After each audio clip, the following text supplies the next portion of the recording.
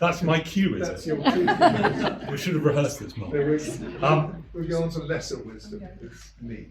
And then on to great wisdom. First of all, good evening. Really nice to see everyone here. Thank you so much for coming to Berkeley Square. Quite fun walking past Annabelle's, gosh. And then the Claremont Club, where Lucky Lucan, not so Lucky Lucan, spent his fortune. And then here we are in 42. I think there are tunnels, this is right, there are tunnels that go from here to the Claremont. So if you didn't pay your debts, you could get away quickly and get to Dover and then find a ferry and then jump off or go to, where did you go? With or without the nanny? Do not kill your nanny on the way. Yeah, it's an important lesson in life, isn't it? Respect your nanny. Here we are to celebrate two amazing artists. This all came about 10 years ago, and 10 years ago we began to, this is so sad, we began to plan Stowe Centenary, which was 2023. So the school was founded in 1923. First 99 boys got up the North Front steps, welcomed by the founding headmaster, J.F. Roxburgh. And we thought, well, this is fun. You know, we'll have a big party, which we had. We'll have a photographic record, which we had. But we also need to find an artist. And Mark said, I know someone, and he's just getting going. He's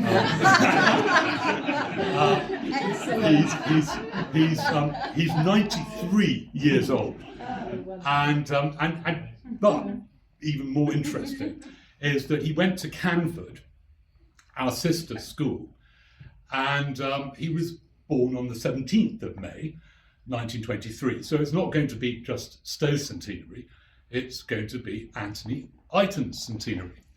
Yes. And I'm an art historian, and I did a bit of work, and I found out that Anthony had been taught by the spectacularly named Ian Fleming Williams at Canford. And Fleming Williams was a great expert on Constable, and was a huge influence on the young Anthony. And I thought, actually tonight, yesterday was the opening day of the great Turner and Constable show at Tate Britain, which, by the way, is now being run by an old Stoic, Alex Farquharson. And Constable said, painting is just another word for feelings. And when I look at Tony's work, I think actually you've been channeling Constable all these years, with a touch of Turner as well. Yeah. And who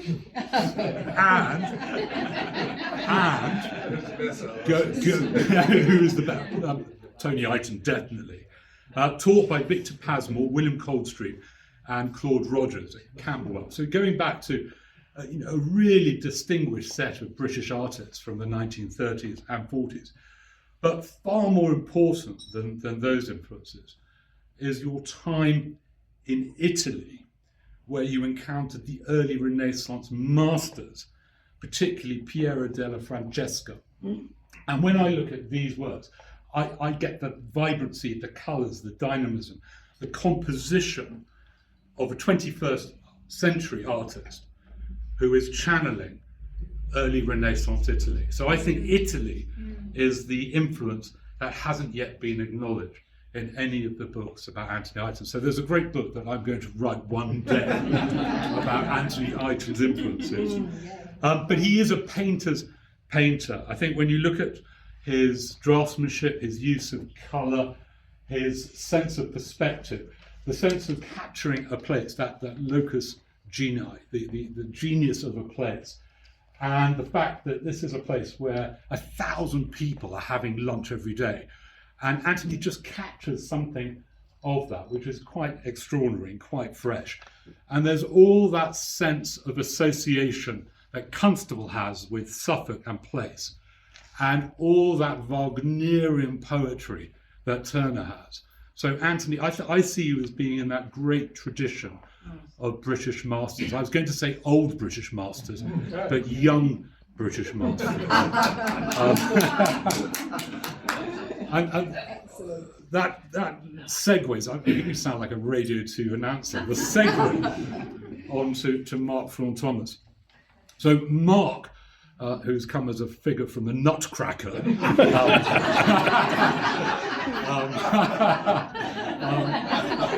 Christmas really has come early. He's for sale. He's for sale. Yes. You can buy his paintings, but you can take Mark home too. Claire would be very happy. The founding headmaster of Stowe, Trevor Oxford, said every pupil leaving the school would know beauty for the rest of their lives. So something in the water, something in the DNA, the osmosis effect of being at Stowe has really infused what Mark does. And Mark is the sorcerer's apprentice. So when he posited this really quite mad idea of painting Stowe, and I said, gosh, this is the triumph of optimism, employing Tony as our artist in residence. In fact, I still see you're on the bio as current Stowe artist in residence, and I still get pupils saying, when are you going to let that poor man retire? To which I say, never. Artists don't retire. They don't even fade away. They just get better and better. So it was Mark's idea to produce a volume which would supersede John Piper's art from the 1980s. So the Tate commissioned John Piper to produce a really interesting late romantic last flourish. It was really John Piper's final piece, and it captures a rather melancholic Stowe looking rather dilapidated, rather faded, and the colours are really quite muted. And Mark is an optimist, and you can see it in his paintings. They literally vibrate. They sing with colour, and so it was your brilliant idea. And so 10 years ago, still going strong, still working as this extraordinary partnership, and an absolute labour of love. It has generated an extraordinary set of paintings and drawings and gouaches and pastels.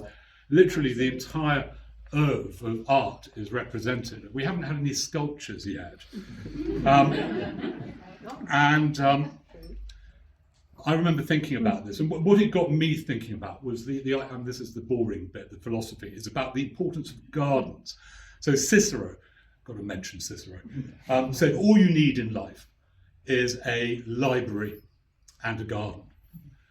And Tony, I've been to your house many times, and that's all you need, isn't it? A garden and a library, and possibly a paintbrush and an easel and a canvas, and that's all you need. And you're set, that's all you need. And that idea of a garden, going right the way back to Genesis, the Garden of Eden, the Quran, Paradiso, beauty is the garden, that's the heavenly garden, that's the eternal paradise. Going on to the Elysian Fields, which is memorialised at Stowe, the Renaissance gardens of the Villa Borghese, through to Stowe in the 80s. So this idealised, romanticised place of garden, but it's also an internal garden. It's a place of refuge, it's a place of solace, it's a place of reparation where we go. So I really like this idea of the garden and how buildings and how people relate to the gardens and how we can bring the garden up to date to the 21st century. And now we're a quarter of the way through. So I think this is the most remarkable piece of work. It's a riposte to John Piper's work. It's a conversation, correspondence. And one final piece on this is when I was tracking this down for the foreword, great book, great buy, well done everybody who subscribed, by the way. What a bargain you have got. Absolutely priceless. There is this amazing correlation. So we've got Mark Flawn Thomas, Sorcerer's Apprentice, Anthony Iton to William Coldstream. William Coldstream was taught by William Sickert, one of the great modern masters. And Sickert was taught and influenced by Degas. So in just 5 places removed, 5 degrees of separation, we go from Mark Frontal Thomas, Anthony Iden to Degas. Now none of you can afford a Degas, but you can afford an Iten and a Frontal Thomas. Thank you.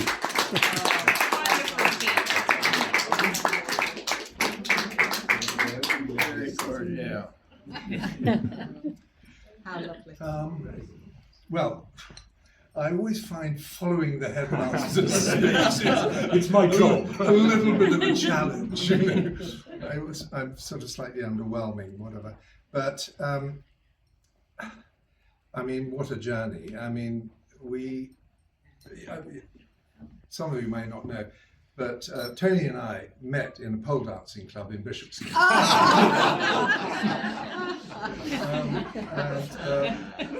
You might say it was downhill all the way from there, but it was clearly uphill all the way from there.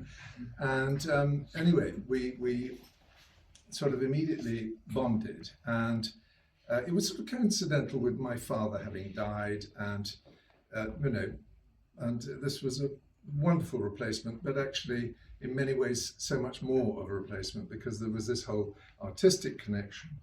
And anyway, we set off on this journey.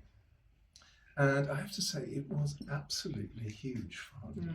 You know, we were in constant, at one stage, we were in constant sort of battle with the National Trust, which was like a sort of Keystone Cops thing, because they were always on our case, because we were trying to set up the Palladium Bridge or the Gothic Temple, and we weren't allowed to park a car. Well, of course, it was quite difficult to get Tony sort of to walk 3 or 4 miles to get somewhere.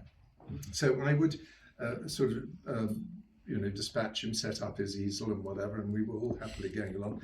And the Keystone Cops would peer up. No, you can't have your car here. So I then got into hiding the car. and you could see them, they knew the car was somewhere. And eventually they'd find it, okay. But then I'd have to go and retrieve it in order to sort of get Tony back to wherever we wanted to go to. But the answer is we did have great fun. There were some places that I found it almost impossible to get him out of. And one of them was the dining room, which was a bit like sort of, Monet's, well, I was thinking his Rouen Cathedral, and I think at one stage I was complaining that he was doing too many, and Anthony said, no. Monet had done 7 Rouen cathedrals. He hasn't even started. But it was a bit of a challenge because at the same time, my daughter was sort of in the dining room, and I was trying to paint surreptitiously. Tony was painting very obviously and taking up master position where everyone was manoeuvring their sort of trays round, and this completely oblivious to this. And the maestro was going whatever, and everything was going in. Anyway, I was trying to sort of paint alongside, and I was getting texts from my daughter saying, "Dad, what the F are you doing? Painting in the dining room. You promised you wouldn't." Okay. Anyway, but the answer is so we had a wonderful time, and I think that we've managed to create a body of work which is worthy of what we set out to do. It was a celebration of building up to celebration of the centenary of the school, and. But I am just, as an artist, I am a completely transformed person by my association with this extraordinary man. And I can only thank him and the school and everyone else who's sort of helped me along the way, So, there we go. Well done.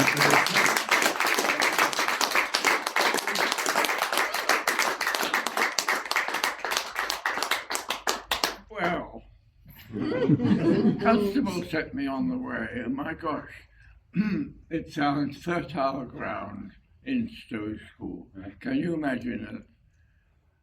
I was a landscape painter, and here I land up in this wonderful school. What bounty! And Mark there always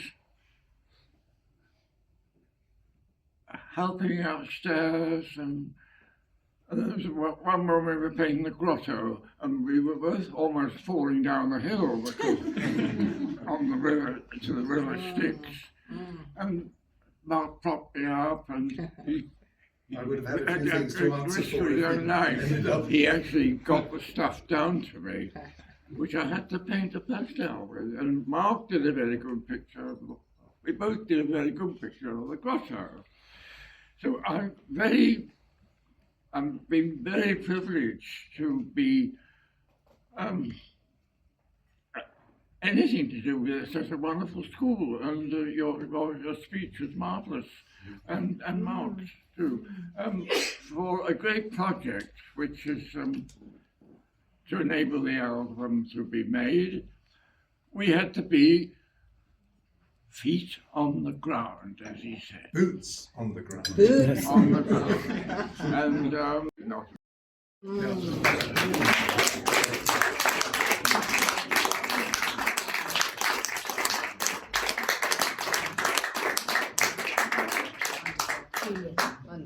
I'd just like to say, as far as the book is concerned, I would like to thank sort of everyone who's made their contributions, you know, sort of in terms of how the thing was structured, you know, whether it was Sarah sort of making her valuable contributions, or Claire, who did an amazing job at sort of you know, setting up the whole structure of the book, and then Maggie, who went on to bring it all together, and of course the wonderful Jane, you know, who of course helped to bring this whole exhibition together, and then also thank you very much for everyone here who's turned up and made it such a great party. Yeah, Anyway. thank you.